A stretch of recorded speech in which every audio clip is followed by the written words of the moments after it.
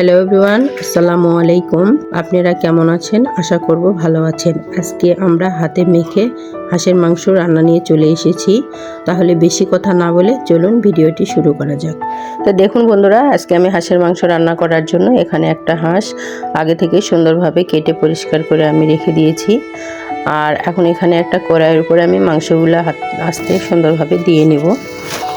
হাঁসের মাংস কিন্তু যেভাবে রান্না করেন মজা লাগে, কিন্তু আমি এভাবে রান্না করি। আবার আপনারা পেঁয়াজ ভাজে সেটাও রান্না করতে পারেন, কোনো সমস্যা নেই। আর এখানে কিন্তু আমি আজকে শুকনো গোটা মরিচ দেব, আর এটা দিলেও খুব ভালো লাগে, ঠিক গরু মাংসের মতো স্বাদ লাগে অনেকটাই। তো দেখুন এখানে আমি দিয়ে দিলাম পরিমাণ মতো পেঁয়াজ কোচানো। যারা মনে করবেন হাতে মেখে দিব না, তাতেও কোনো সমস্যা নেই, এটা আপনারা খুন্তি দিয়ে মেখেও দিতে পারেন।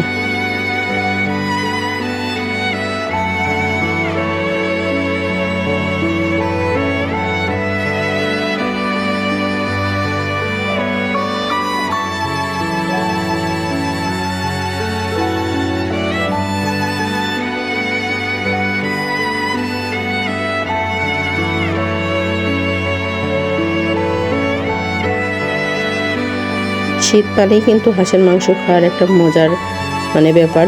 যারা খায় না তারাও পছন্দ করে শীতের সময় হাঁসের মাংস।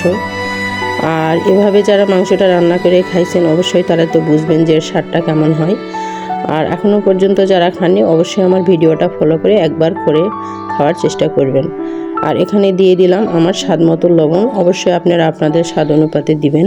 দিয়ে দিলাম এখানে আমি 1 চা চামচের চেয়ে একটু কম পরিমাণ হলুদ। আর এখানে দিয়ে দেবো 1/2 চা চামচ পরিমাণ মরিচের গুঁড়া, কারণ কালারটা না হলেও কিন্তু ভালো লাগে না, জাস্ট কালারের জন্যই আমি এটুকু দিয়ে দিলাম। আপনারা চাইলে কিন্তু কাঁচামরিচটাও বেটে দিতে পারেন, তাতেও সমস্যা নেই।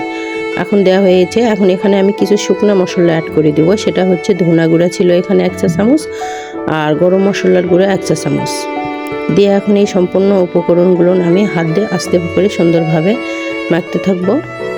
আর আপনারা হাঁসের মাংসতে আরেকটা মশলা অবশ্যই অ্যাড করার চেষ্টা করবেন, সেটা হচ্ছে গোলমরিচ। হাঁসে কিন্তু গোলমরিচটা দিলে অনেকটাই মজা হয়, কারণ কি এটা আপনারা গোটাও দিতে পারেন অথবা ভেজে সুন্দর করে গুঁড়া করে নিতেও দিতে পারেন। এখন এখানে আমি দিয়ে দিব দেখুন পরিমাণ মতো তেল।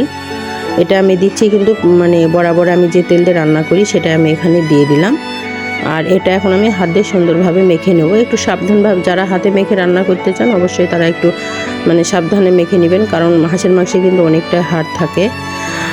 আর বন্ধুরা, আপনারা রান্নাটা যেভাবেই করেন না কেন, একটা মনোযোগ আর ভালোবাসা নিয়ে যদি একটা রান্না করেন না, রান্নার স্বাদটা কিন্তু দ্বিগুণ বেড়ে যায়। আর আমরা মহিলারা যারা বাড়িতে রান্না করি তারা সবসময় চেষ্টা করি যে একটু ভালো রান্না করে সংসারের স্বামী সন্তান যারা আছে সবাইকে খুশি করানোর চেষ্টা করি। তো দেখুন বন্ধুরা, আমার কিন্তু হাঁসের মাংসটা সুন্দরভাবে মেখানো শেষ হয়েছে।